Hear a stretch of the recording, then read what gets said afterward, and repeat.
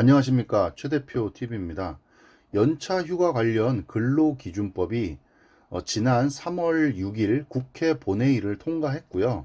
3월 24일 국무회의에서 심의 의결을 완료를 해서 3월 31일부터 시행이 예정이 되어 있습니다.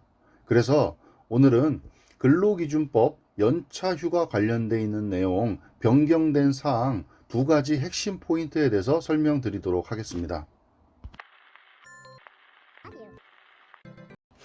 첫 번째 포인트입니다. 1년 미만 근로자와 1년간 80% 미만 출근자의 연차 휴가에 대한 사용 촉진 제도가 신설이 되었습니다. 시행일은 아까 말씀드렸듯이 3월 31일로 예정이 되어 있고요.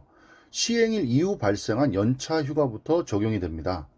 기존의 근로기준법의 연차 휴가 제도는 1년간 80% 이상 출근한 근로자에 대해서만 적용이 되어 왔습니다.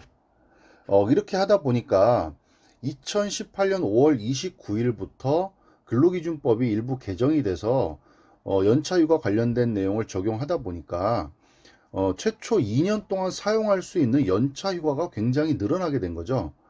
그러니까 입사하고 1년간은 개근을 잘하면 매달 하나씩이 발생해서 11일의 연차 휴가가 발생이 되고 2년 차가 되면 15일이 또다시 발생이 되니까 최대 26일까지 휴가가 발생이 됩니다. 그런데 이 연차 휴가라는 거는 원래 취지 자체가 임금을 보전하는 그런 수당을 받기 위한 제도가 아니라 근로자들의 휴식권을 보장하기 위한 그런 제도이다 보니까 근본 1년차 미만 그리고 출근율 80% 미만의 근로자에 대한 연차휴가 사용 촉진 제도의 개정은 그런 법 취지를 제도에 맞게 반영을 한 것이라고 보이고요. 물론 연차휴가 사용 촉진을 해야 되지만 1년 차에 신규 입사자들은 모두 1년 안에 휴가를 사용할 수 있도록 그렇게 방향을 잡은 것이라고 보면 될 것 같습니다. 두 번째 핵심 포인트입니다. 1년 미만 근로자 연차 휴가의 소멸 시기가 변경되었습니다. 이것도 마찬가지로 시행일이 3월 31일로 예정돼 있고요. 그 이후 발생한 연차부터 적용이 됩니다. 현재는 1년차 근로자에 대해서는 월 단위로 한 달을 개근하게 되면 연차가 1일이 발생해서 최대 11일까지 발생을 하는데 현재 기준으로는 연차가 휴가가 발생하는 날로부터 1년간 사용하지 않으면 소멸됩니다. 그러니까 소멸시효는 1년인데 이제 변경된 제도에 의하면 발생일이 아니라 입사일로부터 1년간 사용하지 않으면 소멸이 됩니다.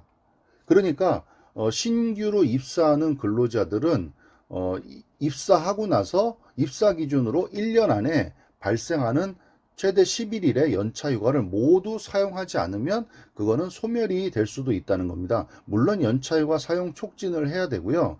만약에 회사에서 연차 휴가 사용 촉진을 하지 않은 경우에는 당연히 연차 수당으로 지급받을 수도 있고요.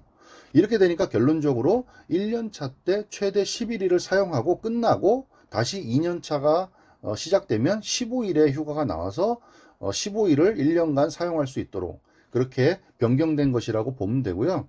기존 이제 개념대로라면 최대 26일까지를 2년차에 몰아서도 사용할 수 있었는데 그게 이제 불가능하게 됐다는 걸로 받아들이시면 될 것 같습니다. 11일에 대해서는 1년차에 모두 사용, 그리고 다시 2년 차에는 15일에 대해서 사용할 수 있도록 그렇게 변경된 것으로 판단하시면 좋을 것 같습니다.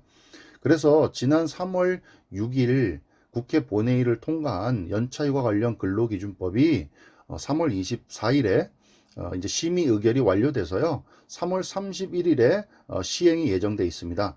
그러니까 그 예정대로라면 4월 1일부터 적용되는 연차휴가는 변경된 근로기준법에 따라 적용을 하시면 될 것 같습니다. 감사합니다.